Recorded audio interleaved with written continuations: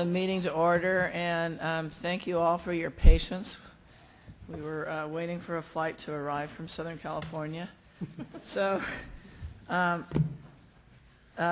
today we really just have one item on the agenda other than public comment, and that's to discuss future school facility needs.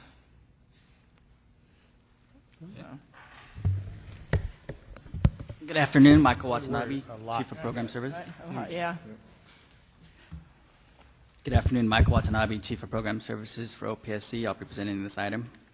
So the purpose of this item is kind of to present historical information on the school facility program to facilitate as background information for this subcommittee's discussion on a potential statewide school facilities bond. At this time, staff does not have updated eligibility and inventory for all the school districts in the state to be able to create a reliable estimate of future housing needs. And in terms of modernization, we also do not have a reliable estimate to determine need because many school districts have not established modernization eligibility, and we also don't know what school districts have modernized with their own local funding. So what we are doing is providing a lot of historical information on what the program has provided, and additionally some local bond information on the school districts. On page 2, we have two boxes there. One is for the new construction and modernization program. Those two programs have been in and around since 1998. Cumulatively, we gave out $28.9 billion for those two programs. That's an annual average of approximately $2 billion a year. The second box there is showing some of the other programs we administer.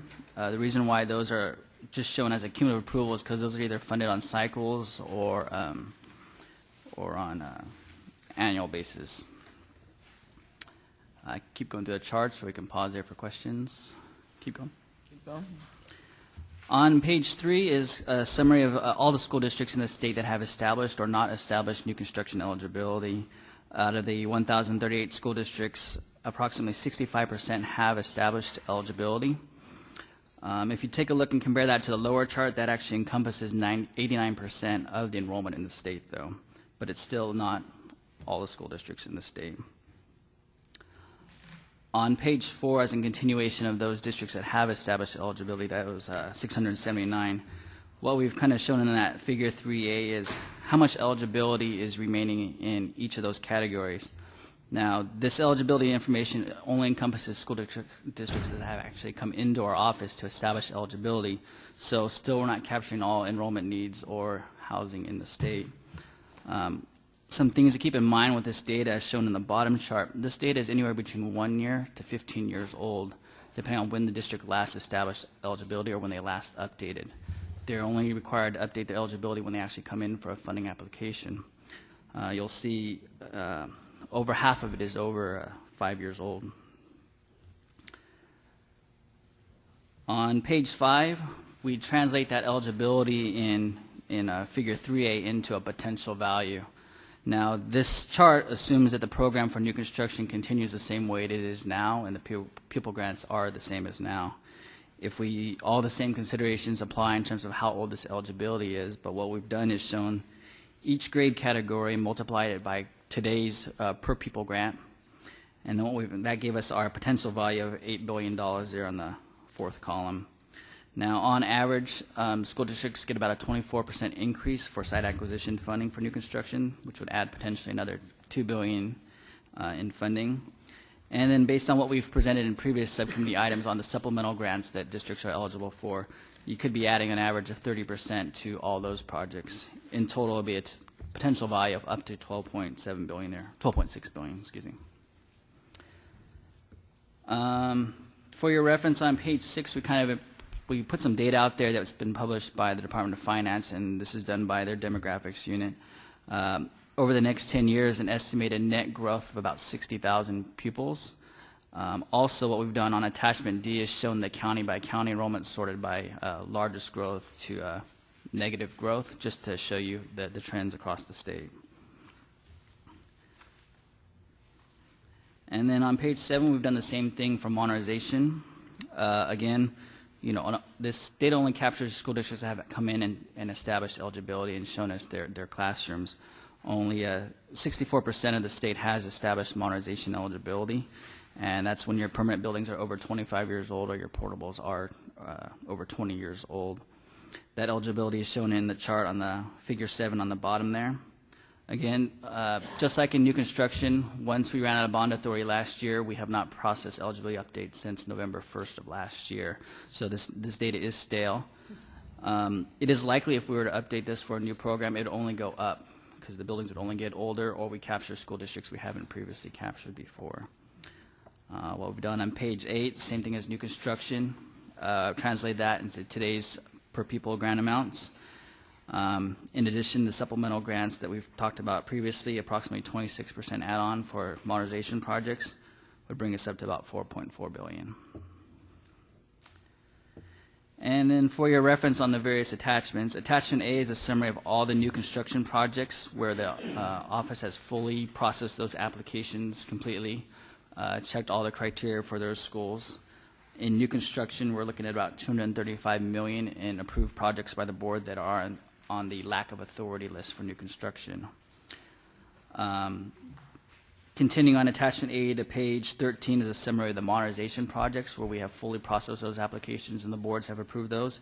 These also are without a lack of authority, and we're looking at $233 million there. Attachment B is projects where we've received the application but haven't processed those. Page 15, in new construction, we have $185 million that we've received but not processed. And on page 17 for modernization, $123 million in modernization projects. And again, on attachment D, the demographics put out by the Department of Finance. And attachment E, our apologies, we updated this late today. We inadvertently captured state bond funds in the totals here. In total, just over $80 billion in local school bonds have been approved since 1998. In addition to having an eligibility component to our program, there is the district match component, so these could be potential projects that may be seeking state funding to match their local funding sometime in the future, if they haven't already. And that's the data from OPSC. Does anyone have any questions on this data before we have the presentation from Mr. Savage? You want to go ahead and present the analysis that you did with respect to what the need is?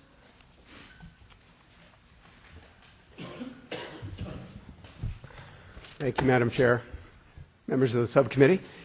And I've asked him to, since this is the only item on the agenda, to actually go through the report in terms of we're sort of triangulating, so to speak, in terms of because we don't have a database, a statewide database, and so we don't know exactly, we don't have any information on all of our facilities or how old they are, or we haven't updated eligibility since some of it was established based on the housing boom we were experiencing. We're really trying to come up with as good an estimate as we can, and we're sort of triangulating, and so Bill worked through and is calculated 2 different ways, and I think it'd be worthwhile for those who haven't had the chance to sit down and talk with you, for you to actually go through the report and your estimates and how you made your calculations. Thank you, Madam Chair. So there's a summary of the report on page 21, and that gives you each of the different approaches, but the report itself begins on page 23 in your packet.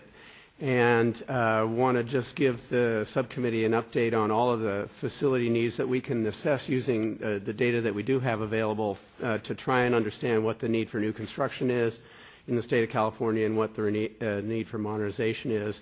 And again, just starting out, I think if you look on page 25, really assessments of the school facilities needs vary widely, and one of them was included in a report entitled California's K-12 Infrastructure Investments Leveraging the State's Role for Quality Facilities and Sustainable Communities by Dr. Vincent at the Center for Cities and Schools, and the study was commissioned by CDE. You'll see that they use data, sort of big picture data, 470 million square feet times a dollar figure to look at, say, modernization or number of students per year. And you can see that Mr. Vincent came up with a figure of 116 billion total need, using some different categories than what the state currently uses. But part of the approach, for example, was to develop a category entitled capital renewals. So just these are different big picture approaches, and I want to paint that as a background to looking at some of the data that we have in California. It's a little more focused. The next page, if you'll recall, this spring the U.S. Green Building Council, USGBC, put out an estimate of the total repair modernization needs in the nation at $542 billion, and that's summarized on page 26.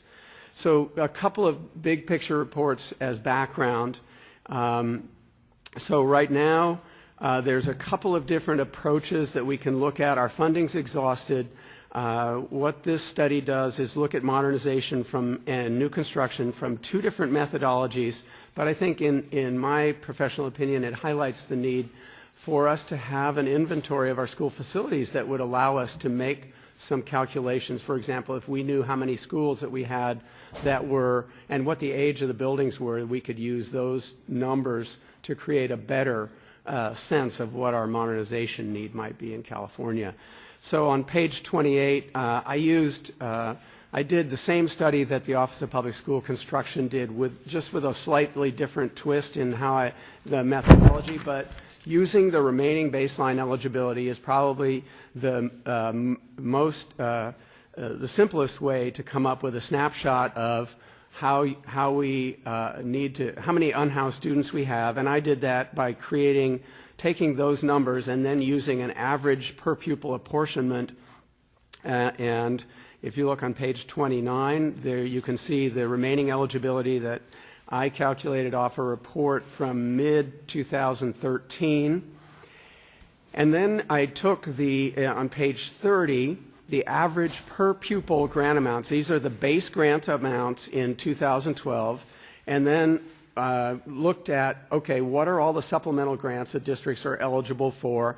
OPSC did this by taking an average percentage of supplemental grants, and I did it by calculating based upon all of the new construction projects that were approved by the board in 2012, and an example of that is on page 31. This looks at the pro rata share calculation for each of the different types of pupils, and using that number on page 32, you can see the average per pupil apportionment from the 33 new construction projects that were approved by the board in 2012. There's the average per pupil grant amount, say for K6. You can see the average per pupil grant amount for 7-8 is lower than the K6 per pupil grant amount. And there's, you can read a lot of different things into the data, but these are the numbers that I came up with. I think this is a smaller data set than OPSC used, so they have a deeper analysis in terms of the percentage number, but we came up with remarkably similar numbers in the end when we did the calculation. On page 33, is basically essentially doing the math, the remaining eligibility times the average per pupil grant amount, the state share of remaining new construction eligibility at 12.2, and escalated using the 3.13% of the CCI for 2013 gives us a total number of $12.66 billion as the estimated need for new construction. So that agrees pretty closely with OPSC's number. What I did, I took the same numbers that Mr. Watanabe introduced you to, which is the Department of Finance's projections for student enrollment increases across the state. And if you look at page 35, you'll see the similar graph to what he shared with you, and a total net increase in California over the decade of only 87,000 students. But what this masks is that in 36 out of 58 counties, there's actually increased enrollment.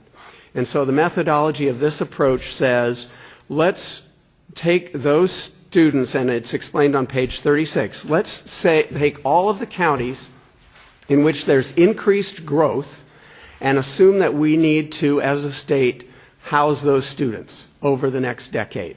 And so the first way that I did it was to do what's called enrollment projections using the cost to build schools. And so on page 37, you see the counties which over the decade are anticipated to have increased students. And you'll notice that for Riverside County, the anticipated growth in Riverside County alone is equal to the net increase for the entire state of California, the 86, so in this case 86,000, and it's 1,000 less than the total net, which is essentially offsetting the growth by decreased enrollment in some of the major counties in California. So there's the 36 counties. So I said, let's house all of these students and let's figure out what does it take to build a school to house all these students. So on page 38, there is a grade level distribution summary. And so we took the 6.2 million students in California schools and said, how do they lay out by grade level from K6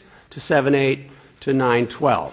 And that'll help us determine, really we're trying to get to how many elementaries do we have to build, how many middle schools do we have to build, and how many high schools do we have to build to house these students that will be coming over the next decade. The next page, on page 39, is if I know how many students are coming and I know the grade level distribution, how big are the schools that we're building in California? And so I took the information that's submitted by school districts from the project information worksheet, and I analyzed 60 projects, 20 from each grade level. And this is the median-sized school built between 2008 and 2013 of this admittedly small data set, but it's a decent summary. It includes new schools. It includes some additions, which I think is probably the case that as we're housing students over the next decade, we know there'll be some additions. We know there'll be some new schools that will be built. This is the median size of schools that we've built. 663 for elementary, 984 for middle, and 1916 for high school. Using that information, on page 40, then we can calculate the number of schools to be built. And so in Riverside County, using the median school size and the grade level distribution, we can anticipate that we would need to build 59 elementary schools, 20 middle schools, and 14 high schools in order to meet that growth. And then on page 41, trying to answer the question, how much does it cost to build a school in California? And used the PIW data for the 20 projects per grade level. And at the bottom of the page, you can see an example calculation. And what I use for the analysis here is the total facility cost. So this is the cost of constructing the facility, all of the soft costs or project costs, and the cost of the land and any of the site development costs that are associated in it. So it's a calculated number using all the data that's submitted by school districts to the Office of Public School Construction on the project information worksheet. Really incredibly valuable data for the state to have and for all of us to have who are building schools in California. So on page 42 is an example calculation. And what is the median facility cost for elementary school? And the study that I used and the data set that I have here, $25.3 million for an elementary school, $41.3 million for a middle school, and $83.3 million for a high school total facility cost. I then escalated those costs to the midpoint of the 10-year period, since half the work in theory would happen in an early part, half the work would happen later. So that's a technique of cost modeling that's done pretty commonly for school bond programs, et cetera. So escalation of 15.75%. And then at the bottom of page 42, you can see the 5 largest counties in the state and the cost of building the facilities in those counties as an example calculation using this data. And for the entire state, the total new construction using this methodology, total new construction cost to house the projected increased student enrollment would be $13.2 billion. And if we assumed a 50-50 state share, then the state share to house the students would be $6.6 billion under this approach. And compare that again to the 13.2. Is that the right number from the previous calculation? So this is a much smaller number. 12.8. 12.8, yeah. So I wanted to look at this in one other way, not using how you take the same data, the same projected increased student enrollment data, but use the average state apportionment method. A little bit different approach, and so that's what starts on page 45. But again, as the Assemblymember Buchanan said, trying to kind of triangulate, doing this from a couple different approaches. And so if you look on page 45, this says we've calculated already the average state apportionment in the previous first model. Use those numbers, and that's 15,127 for an elementary school student, 14,000 for a middle school student, 20,000 for a high school student. Escalate those out to the midpoint of construction, and using a slightly revised grade level distribution to include non-severe and severe students, you can see the calculation methodology at the bottom of the page for about 8 of the counties with the largest amount of growth. And on the next page, you can see that summarized. So the state share, using the projected student enrollment and the average state apportionment, would be about $5.88 or $5.9 billion. So a little bit lower than the other methodology for new construction. And it's possible, Mr. Morales and I would talk about this all the time, you know, around the office, but it's possible that this includes costs. The first methodology includes costs that districts may not be eligible for state reimbursement for, or from the district standpoint, it includes costs that they were not able to receive the grants for and that they funded out of their local bonds. So this state share piece is slightly lower than the average cost to build that the districts are paying that they report on the PIW, so a little bit lower. For the modernization data, that's the Modernization Summary that starts on page 47, and then on page 48, I used the remaining modernization eligibility and came with a similar set of calculations to the new construction remaining eligibility, and calculated the average per pupil grant amounts on page 49 and page 50, and used that. You can see the average per pupil grant apportionments for 33 modernization projects that were approved by the board in 2012, and they're summarized on page 51. And then the calculation is on page 52, that multiplies the remaining eligibility times the average per pupil grant amount.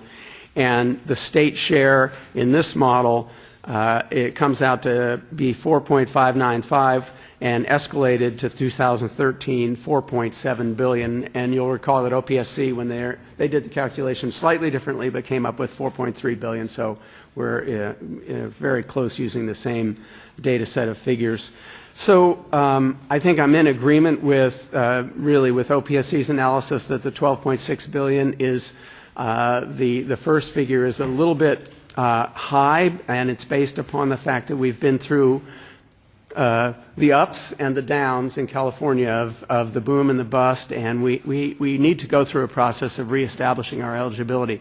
But if you look at the last page, that's page 54, you can see all of the various calculations, and the $12.6 billion is pretty comparable to the OPSC projection.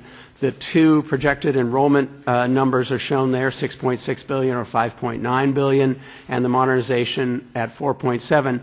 We also need to consider the pipeline, and OPSC provided those attachments, the staff provided those attachments in reports that are in this handout, but it totals about $775 million worth of projects. Some percentage of those projects are going to, we assume, are going to rise up and be funded once we go through the non-participation project, but we don't have any way of determining what that amount is at this point.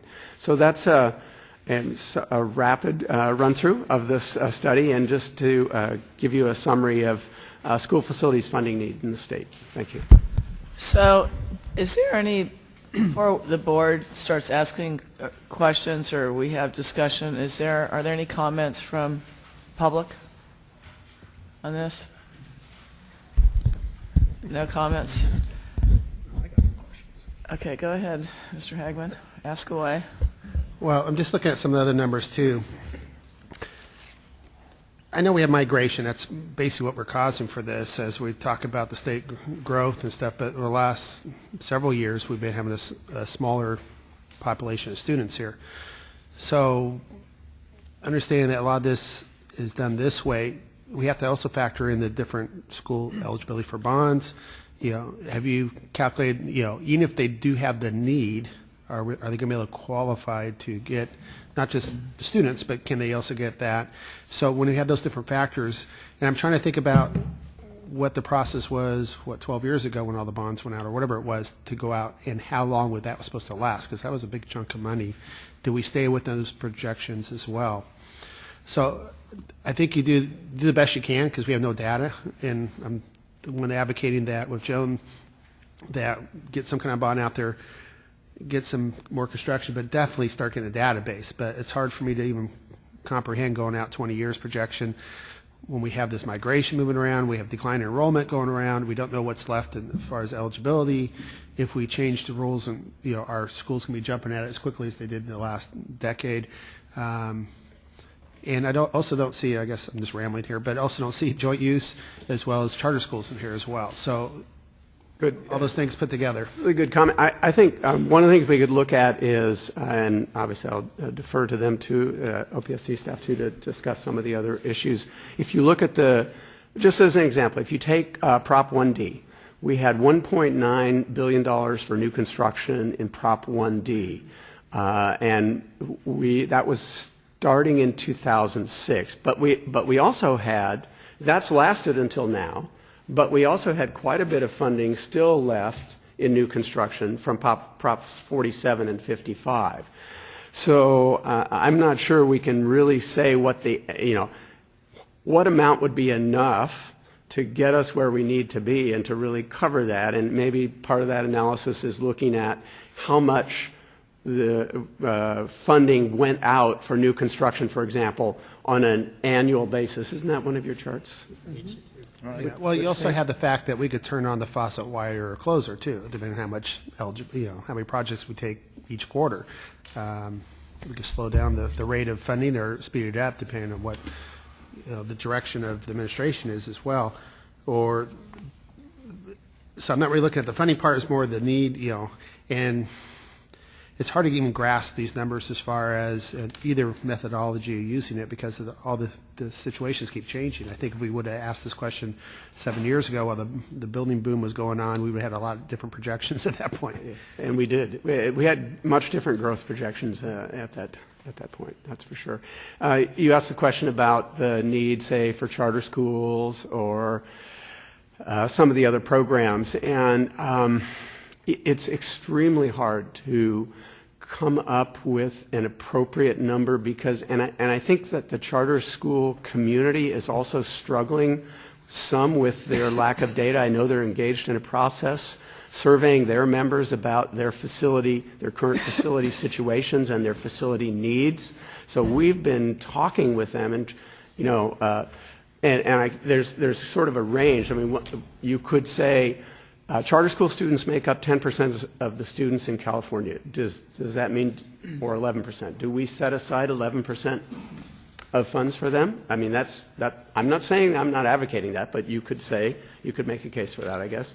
So there's some big picture ways you could do it, but we have some struggles to come up with the right number for the charter schools. And also, if as a state, we want to continue to incentivize charter schools and school districts to work together and utilize underutilized district facilities for charter schools, what can we do to incentivize that? That's another piece that the board can consider, or the legislature could consider in terms of coming up with a number that worked for that program.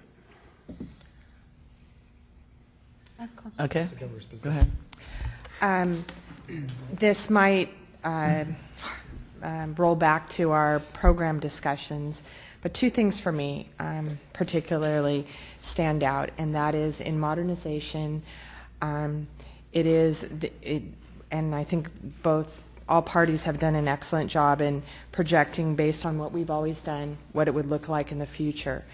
My interest is in modernization, is what we've always done a good program, and I do believe at some level that we have not truly funded modernization in California. And so there's a policy decision in my mind still of, given we're probably going to have limited funds, do we go deep with fewer projects? Do we go wide with many projects and not deep? And what is it that we want to accomplish in our modernization funding? So again, lack of data doesn't assist with that, and also program policy and concept was, we would match funds to, or we had a certain level of funds we would provide. Districts either had to match that, and if they went further, they went further. But what is it in modernization we're trying to accomplish? And are we doing it such that we don't have to come back 5 years later, or such that we really haven't dealt with some deep-seated issues with our school system? One point. Second point is another assumption in our funding scenario that we talked a little bit about today, and that is the district contribution. And one discussion we haven't had is the ability of and level of local contribution. Our assumption is 50% for new construction, 60%, 40%, excuse me, for modernization, but we've never tied that to ability and assessed value to raise those funds appropriately per student. And I think that also should be part of the discussion. How are the locals, is it an unequal situation at the local level as to how much they can raise and how much their per student amount is when we ultimately are providing a component of that at the state level? So I hope that we can include these kinds of issues in the discussion. I think it was excellent data of moving forward a program, the assumptions of the program as we have it today, but would love to investigate a little further that aspect. Cesar? Thank you. Excellent presentation as well. I must agree. And I also like the points that Ms. Moore just laid out. And I just want to also just ask about career technical education in the modernization grants and how the school districts are incorporating this. And if you're looking at this as well in addition to like the charter schools. It's we've been discussing how to, from my perspective, and I'll let the chair speak too, it's important to consider what it is we're trying to incentivize and what the real costs are for career tech facilities, and how we want to, as a state, we have a focus on linked learning and on the kind of career tech programs that I don't think we've ever had that have really evolved over time. How do we incentivize the facilities component of that so we can support that push? How do we do it in the terms of the modernization of the facilities we have, because that would be a really cost-effective way to do it as a state? How do we look at what it truly costs to build a career tech facility? That's really important too, because it may be the case that building a science lab is just as complex, or potentially even more complex, than building a career pathway classroom that's well equipped. We've got some comparable models in the facilities we provide already. And how do you incorporate that and understand what the real cost is? So that's one of the things we want to look at as we go forward. Did you want to comment any more on that? Yeah, we were talking about this today because we haven't had the in-depth conversation really here at the subcommittee level, and I'm not sure we've still really defined what we mean by career tech. other than the fact we all agree it should be part of a school's, academic program. I visited schools recently and seen their Project Lead the Way programs.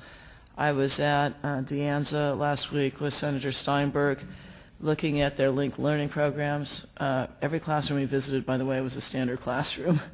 I was down, I had to give a speech over in San Mateo County a couple weeks ago and was at Metro Ed, the ROP JPA, it's a fabulous school and facility. And when I looked at their, TV type productions, it was no different than the TV productions I see at regular high schools. So I think the question is, and I don't know exactly ultimately how it gets integrated into the bond. The question is that should it be part of the planning that you do for any new facility? I mean, if you take a look, when we used to do planning for our schools, I was putting on my whiteboard, we actually broke it down. We were trying to plan for our high schools and say, okay, every kid takes English every year, every student, right? So you need, if you take your population, if you have 1,800 kids and you have on average 30 kids per classroom, and you divide 30 into 1,800, you need 60 sections of English. If on average a teacher teaches 5 sections of English, then you need, 12 classrooms for English teachers, right? And you figure out on average they take 3.5 years of history, and they take 3 or 3.5 years of math, and you figure out how many standard classrooms do I need, and then you've got PE that they have to take 2 years of, and then you have, if they're taking on average 6.5 classes a day or 7, then the rest get filled with electives, and some of that's drama, some of that's could be career tech or whatever, and schools have had those elective classrooms forever. I mean, it's not something that's new, and so what we want to do, I believe, is when you're planning for a comprehensive high school, we want to be sure that is part of the planning. And what we've learned from all the work that has been done in the linked learning in these programs is that if it's not integrated into the curriculum, if it's just a standalone class that's offered, it doesn't work. And so whether you have a separate pot of money or you make sure it's part of the new construction and the planning that you're doing, I'm not sure what the answer is there, but it certainly is critically important. Then the other issue becomes what happens when I am modernizing.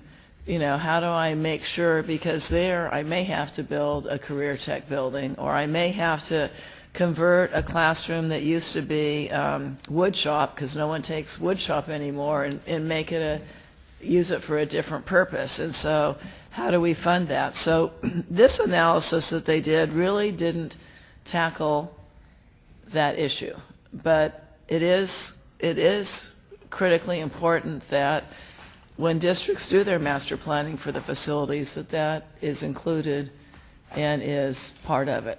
And whether it's, it really shouldn't be an afterthought of, okay, we're only doing this because we get a career tech grant. It should be part of your standard planning that you're doing, like I said. But I do think in modernization, oftentimes you have different sort of restrictions than you do with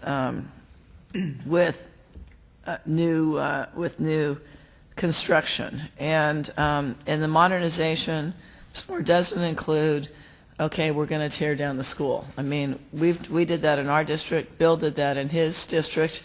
I visited some of your schools where you've torn them down, but we've let school districts decide that on their own.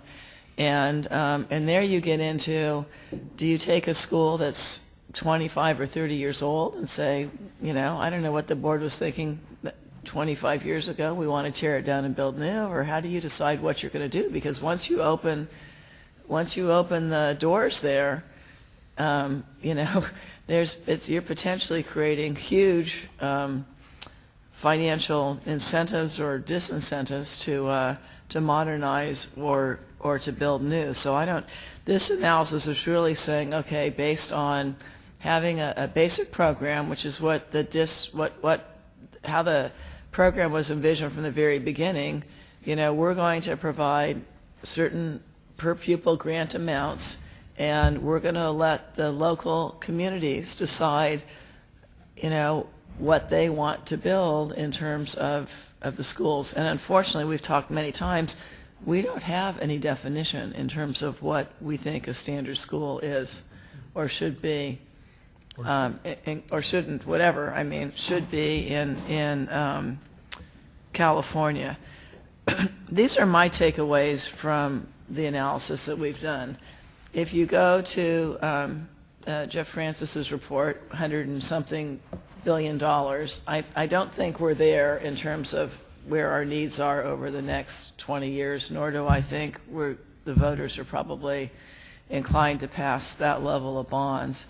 So then if you go to the two different analysis of staff, if you take a look at remaining eligibility, where you're in the neighborhood of $12.5 billion for a new construction, that reinforces to me that our decision to require districts to reestablish eligibility is probably the correct decision, because, you know, we have eligibility that was established, you know, well over a decade ago.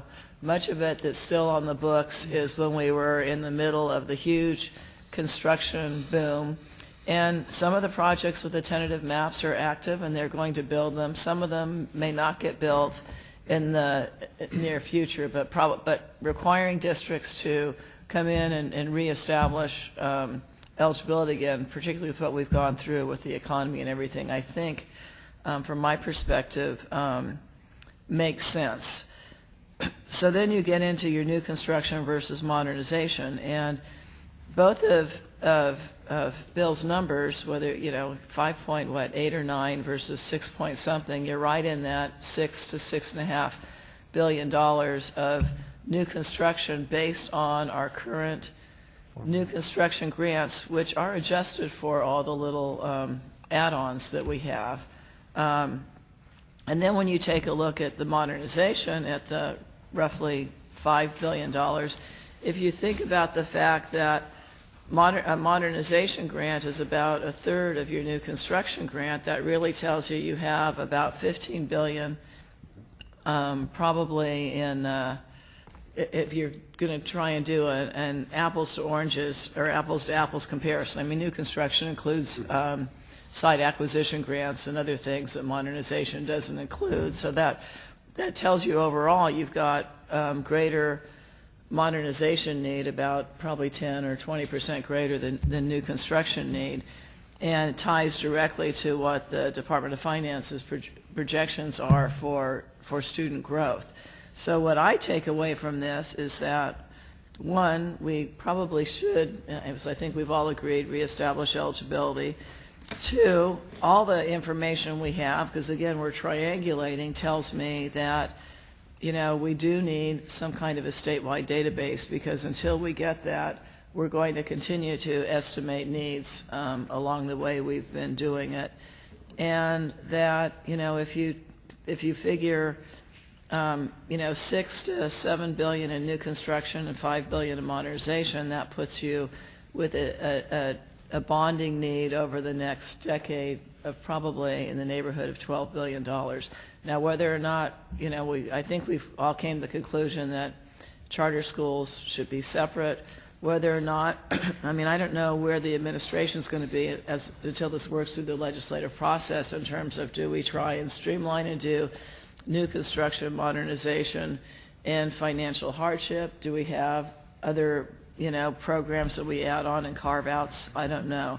I do believe, though, that to the extent we have some flexibility, if modernization ends up being more and new construction less or whatever, you know, I won't be on the state allocations board probably 5 years from now, but to the extent there is some flexibility as the numbers evolve, if the board has flexibility to move it where the greatest need is, I think that probably makes sense. So that's sort of conclusions. Yeah. I still, a couple more quick questions. Bill, when you looked at, and I don't know if we have any data on this at all, one of the things we have mandated is supposedly next year start our Common Core, testing. And one of the things I was trying to figure out is where are school sites with the backbone, not the tablets, computers and stuff, but the internet to the school with the pipelines needed to actually do that. That is kind of like a mandate from us to do this next year. And I'm just wondering, do we have any assessment where these schools are and what the need is for that? Because I think it almost takes somewhat of a priority in some of these things right now where we're going to have to look at, in order to get them compliant with the rules and laws, to how to get that out there pretty quick. So do you have any clue? We had a hearing in Education Committee on that, and the Department of Education has a preliminary survey that they're redoing to try and get more comprehensive information. So my understanding is we do not have that information yet. No information and yet. So you probably have varying degrees of readiness, and then you've got to define, I mean, obviously, bonds have never been used for instructional type materials. Right. But in terms of having the broadband access, you know, at some point in time, I would hope when the report comes out, you're defining, is that exactly what you mean, what we mean by that? It is ongoing, and I do think that the technology component of it should be part of our discussion. Right. There was a preliminary survey, and there have been some numbers generated, but I think they're not fully cooked or fully done at this point. Do we have any information whether or not the administration plans to try to fund that through general funds? Or, and I'm not talking, again, the instructional material part. No, the back. But for me to think about building a new school 8 years from now or 9 years from now versus getting every classroom or every school site at least somewhat compliant. And to me, a different definition of what's compliant is like have internet in each classroom. Most of these school districts that say they're ready to go, they have like one little area of the campus that works with Wi-Fi and 2 carts full of tablets, you know, for, 60 classrooms. That's not what I'm considering compliant because, again, you're going to take 3 weeks to do testing on that, and that's not going to go over Well, well. you're going to take, if you don't have the right number of computers, regardless of Yeah. your broadband width, you're going to take that time. I don't, Exactly. well, they So I don't, don't know. we don't have that information yet, I think is the,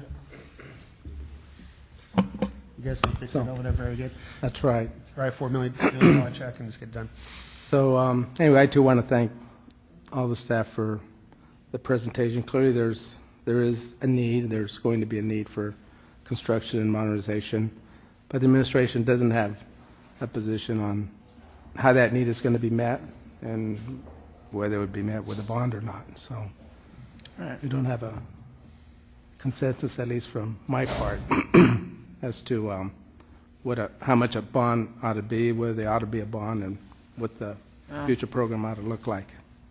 I think the ultimate size of the bond and whether or not it's very narrow or includes more programs probably will be negotiated as we move through the legislature. But I think in terms of the numbers we have here, it's clear to me that while we've had the greatest probably 12 to 15 years in school construction that we've had in decades, and schools are making considerable progress in upgrading their facilities and creating safe and adequate environments for children to learn, we still haven't fully caught up, and we still are going to have growth that we're going to have to deal with, because when you look at the net number, which is almost flat, and you dissect it as Bill has done, it's clear that a student in Riverside County can't go to a city on the coast where you might have declining enrollment to school. They need to be able to go to a neighborhood school in their community. So we still have that demand for new construction, and we still are, I mean, schools are still going to become 25 years old and have a need for upgrading if we're going to protect the taxpayers' I investment. just wondered if Bill or OPSC would have, if you did this for another 10 years, does it look the same 10 years from now? I mean, is this an ongoing type of, I mean, are we trying to play catch-up, or is this kind of maintenance in the levels here? And kind of the second thought was what we saw in the federal government. When they shut down bases, they sell the bases, and they may need a new one, they buy a new base. We don't do that. We build schools, and then we lease them out or basically shut them down versus using those assets to go back into the pot. And since you switched from a local program to a statewide program, makes it very difficult to do, balance those assets out. But as we go, if the state takes a role and continues to take a role as a partner on that, then at least I think those assets should be on the table to be used in that mix too.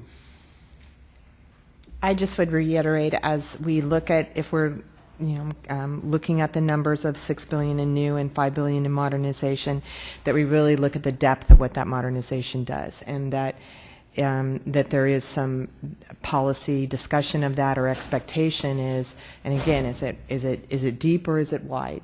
I think we've had a wide program, and we have many assets in California, as you mentioned, that really need that modernization funding to complement, I think, all the work that's going on concerning the local control funding formula, the Common Core, linked learning, all of these pieces that we're talking about here, the buildings are supporting, and the main support is happening in existing buildings. And so that to me is also where you tie in that career technical education, as you brought up, Cesar, and we talked about and we invested $500 million in career technical education. I actually thought it was an excellent program because it was matched. The building and the program were matched to be funded. And I hope we can look at ways as we modernize to provide that incentive, whether it be planning as you discussed, Assembly Member, or whether it's actual funding of that component within the modernization, because again, that is where the majority of this work is going to be occurring. So I have a question. We're trying now, to quantify, and we're trying to balance, I think, incentives to make sure when you do new construction, you do it to a sufficient standard that you have buildings that last. That's one of the reasons we've talked so much about not incentivizing, not paying for portables in new construction anymore, okay? And I agree with modernization, you need to do it right, but we don't have a definition of what right is, and we don't have data. And we also don't want to reward districts for not having built quality construction or not having maintained them over time. But we also recognize that every child needs to go to a safe and adequate school. So, there obviously are decisions that this future state allocation boards will make over time, and have to decide about grants and all of that. But without having any kind of definition of what an adequate school is, without having any data on the other, how do you go about quantifying any of that?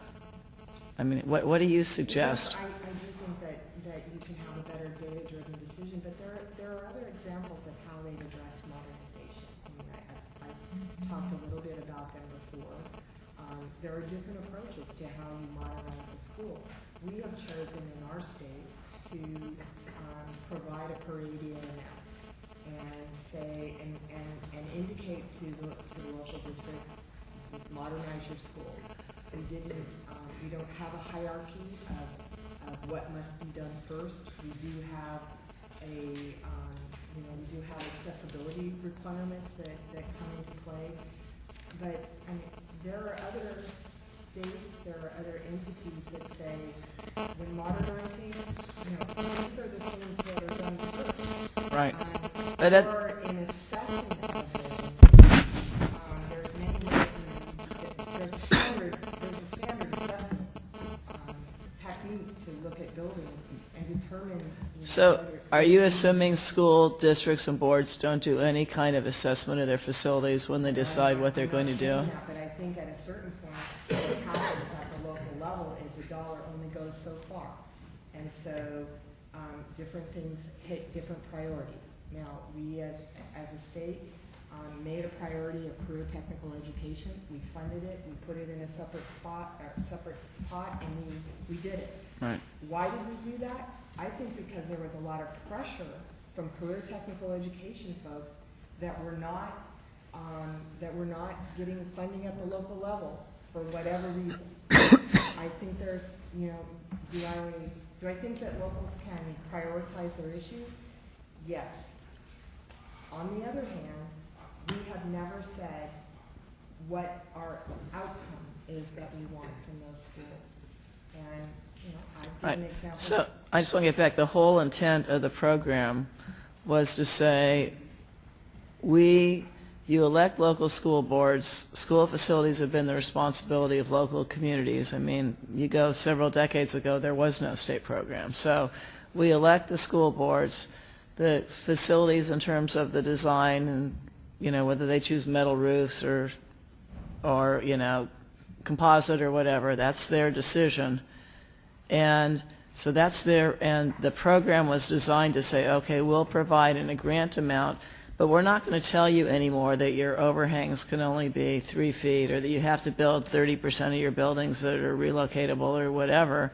You can make those decisions locally. So I'm not going to argue whether or not we should have career tech, because I think particularly at the high school level, secondary level in the future, we're shifting in how we teach, and I've seen enough linked learning programs so we can, you know, it can be decided whether it should be incorporated in current grants or in how we do it in planning, or whether they should be standalone. But in terms of modernization and having to quantify depth over breadth and telling local schools. Well, the state quantifies depth over breadth because we only give a certain amount. So, and we give it out. You say quantifies breadth over depth is what you're saying. Did I misstate it? That's right. Yeah. So I think we do quantify that. I guess what I wouldn't like to see is what we've experienced a little bit with the Department of Defense schools. We modernized those schools, and 10 years later, the Department of Defense has said, we're replacing them. Right. So, and some of that, when they testified, was the fact that they don't allow portable classrooms, and a lot of those classrooms were portable classrooms, and that was a big part of the replacement cost. that's a part of it, You know, and a and so part of it was that those buildings were beyond their useful life. Right. And perhaps the modernization funds got them a few more years of useful life. But I think that we as a state have not really looked at that. We have not looked deeply at that issue of replacement. Okay. Well, I'm not going to take us back to 30,000 foot. I see a lot of conflicts there. One, you talked about career education, how we fund the facilities for that, and how we want to be partners and make sure we have set certain standards, whatever it is. And then operationally now, we shifted all that funding to basically, here's a check, have a nice life. We don't have any standards. So now we're talking about putting bond money up for a 30-year building with no maintenance money, no requirements for maintenance money or anything like that. We built all these career tech funding with no funding for career tech operations. You can't have both. We're like partially pregnant here. Either you jump in and you're a partner and you control a lot of things, or you don't. And right now this administration is going toward you don't. And so that's what I'm trying to balance out is, you know, when we sign off on a bond, that's a long time payment for the citizens of California here. And do we have any guarantees that our investment's going to be taken care of? I know some of in my local counties, I've heard from the career tech, and they don't know they're going to be funded. They may shut those down. Yet we just spent a lot of money to build them up because it may not be the priority of the school boards. So I think that also maybe coming with some kind of, when we think about a bond, do we have some kind of minimum requirement for maintenance? Do we have some minimum requirement for, you know, standards? Otherwise, it's hard to be an investor in that and know that you're going to get your longevity out of your investment. I completely agree that complementary to this discussion is the how are we going to maintain these facilities over time. So I hope that we have the opportunity to do that.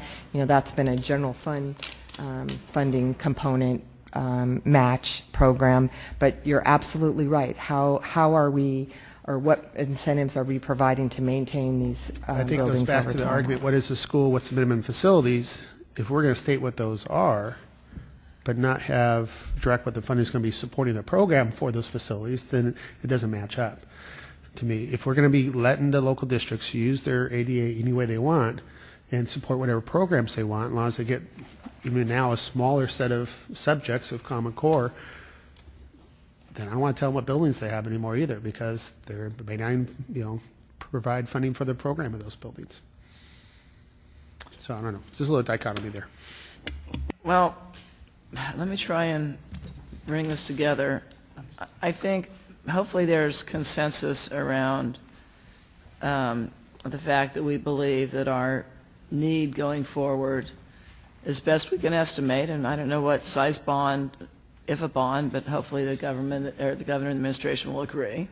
Okay, but I would say that probably we've seen estimates from roughly 11 to 12 billion to 100 and something billion dollars, but I think probably the estimates of around the $12 billion range, I think, are probably solid numbers. There are things that aren't considered in terms of some of the issues you brought up, Ms. Kelly, in terms of depth and whether or not some modernization will cost more. But I think we have consensus around the fact that we do believe over the next 10 years that our needs are going to be in that area. And I think there's consensus that we want career tech to be part of whatever planning. Now, whether that ultimately gets negotiated and is part of the base grants or whether it's an add-on, however we do it, we have to recognize that that should be part of the planning that we do, particularly at the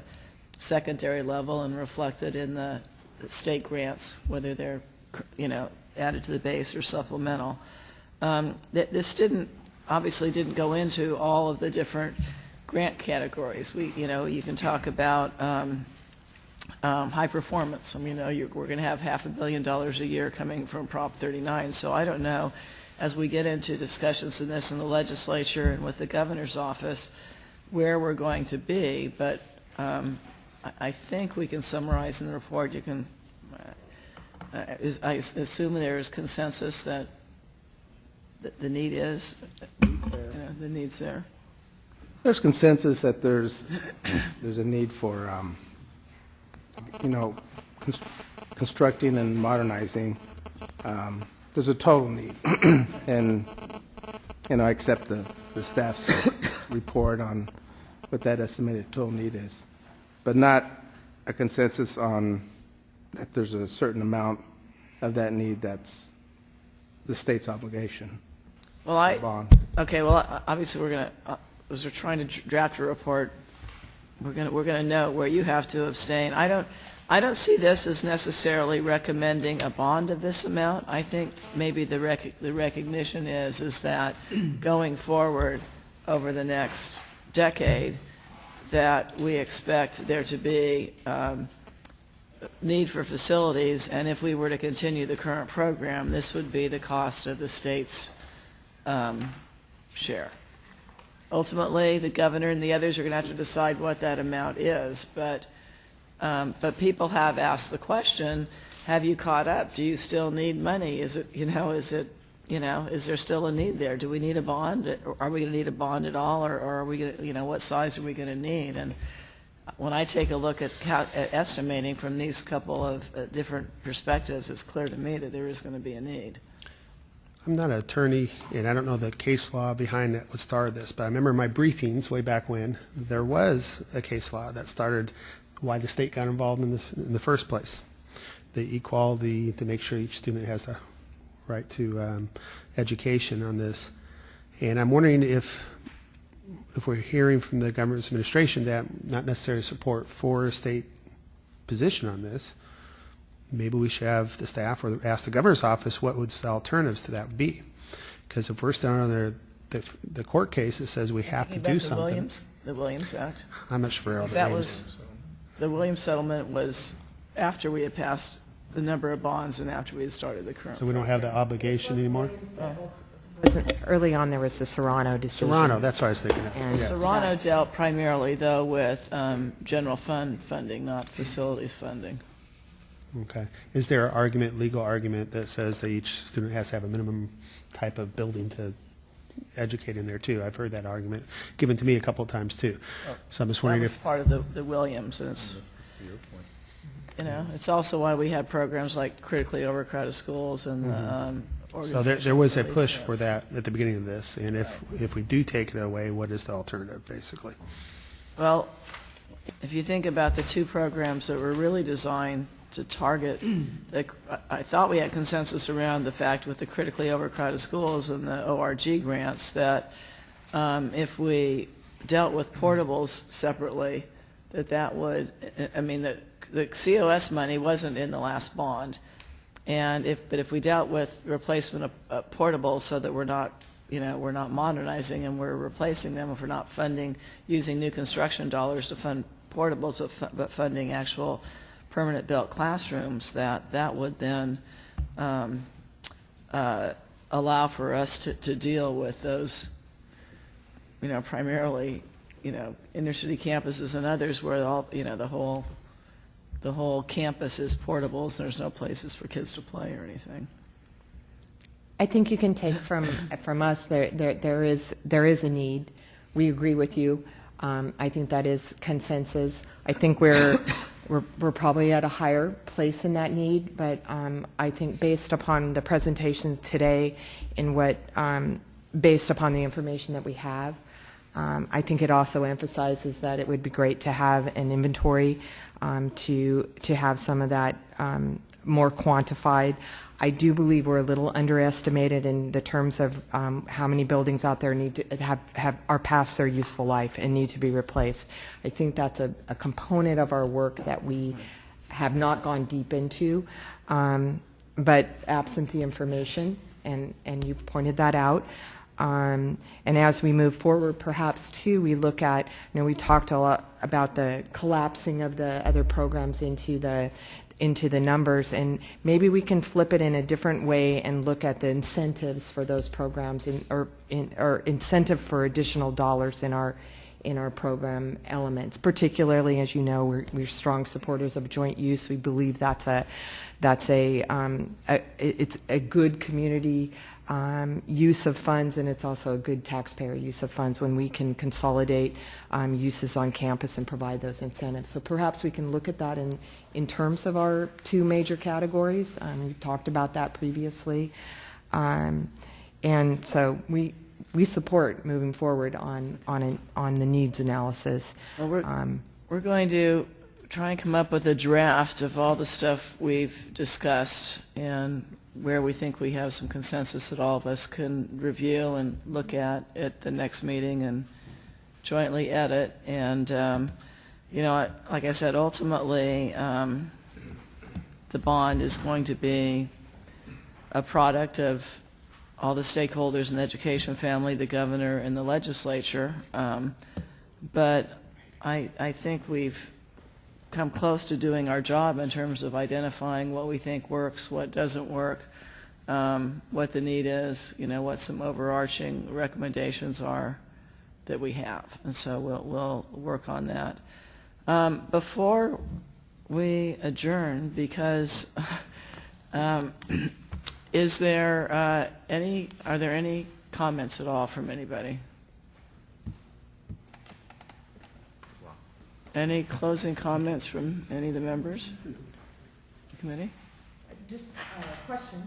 So we have another meeting November 25th, right? And what's our intent with that? Well, we were talking about that agenda today, and my thought would be to probably have two items. One, just an open item if there are any areas that have come up that you want to discuss a little bit more, and two, to take a look at a draft report that we can hopefully give to the full state allocations board in January on,